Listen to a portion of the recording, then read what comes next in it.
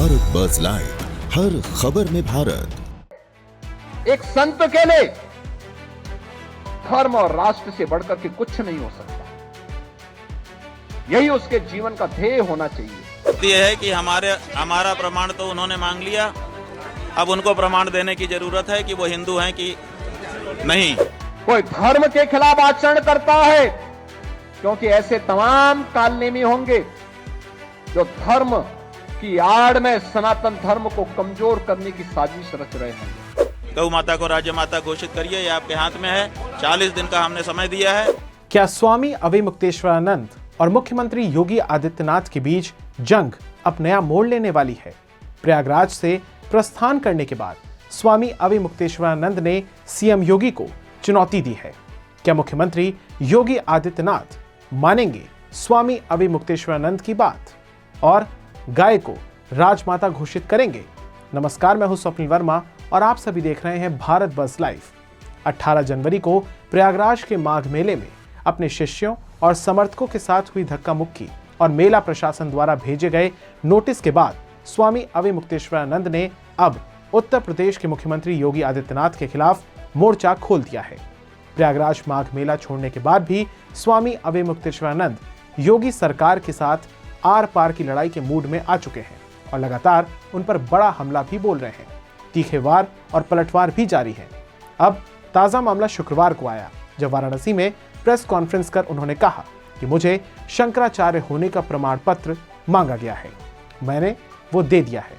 अब मुख्यमंत्री को भी यानी कि योगी आदित्यनाथ को लेकर उन्होंने कहा कि अब वो अपने हिंदू होने का प्रमाण पत्र दें। स्वामी अविमुक्तेश्वरानंद ने कहा कि सीएम योगी को वो 40 दिन का समय देते हैं। इन 40 दिनों के दौरान आप गौ भक्त होने का प्रमाण दीजिए। अगर आप प्रमाण नहीं दे पाते हैं तो ये समझा जाएगा कि आप नकली हिंदू, कालनेमी, पाखंडी और ढोंगी हैं। सिर्फ दिखावे के लिए आपने गेरुआ वस्त्र धारण कर रखा है। उन्होंने कहा कि अगर आप सच में हिंदू हैं तो गौ माता को राज्य माता घोषित करें। यूपी से गौमांस का निर्यात भी बंद करें, नहीं तो गैर हिंदू घोषित कर देंगे। इसके अलावा स्वामी अविमुक्तेश्वरानंद ने यह भी कहा कि 10 और 11 मार्च को लखनऊ में सभी संत और महंत और साथ ही आचार्य एकत्र हों। वहां पर यह तय किया जाएगा कि कौन हिंदू है और कौन हिंदू हृदय सम्राट है और किसे छद्म हिंदू या फिर नकली हिंदू घोषित किया जाए। स्वामी अविमुक्तेश्वरानंद ने आरोप लगाया कि भारत से होने वाले गौमांस निर्यात का 40% से अधिक हिस्सा यूपी से होता है, जिसे रोकने के लिए यह कदम बेहद आवश्यक है। साथ ही उन्होंने महाराष्ट्र का उदाहरण देते हुए कहा कि महाराष्ट्र सरकार ने देसी गायों को राजमाता का दर्जा दिया है। स्वामी अविमुक्तेश्वरानंद ने मेला छोड़ने पर कहा कि प्रशासन लालच दे रहा था, लेकिन उन्होंने इसे नकार दिया। उन्होंने आगे कहा कि प्रशासन से जब यह कहा गया कि जिन सन्यासियों पर लाठियां बरसाई गई हैं उनसे माफी मांगी जाए, लेकिन प्रशासन नहीं माना और फिर प्रशासन की इस रुख को देखते हुए शंकराचार्य वहां से प्रस्थान कर गए।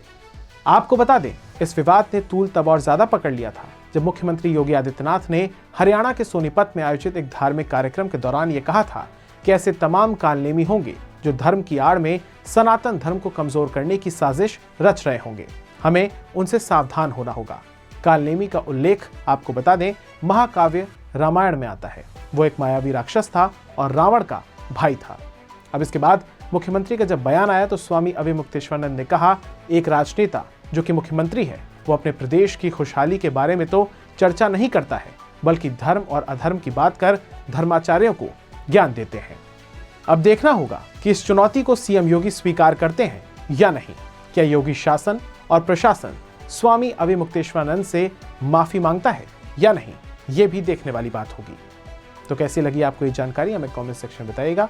इस वीडियो को ज्यादा से ज्यादा शेयर कीजिएगा और हमारे news channel Bharat buzz live को सब्सक्राइब कीजिएगा। धन्यवाद। भारत बज़ लाइव, हर खबर में भारत।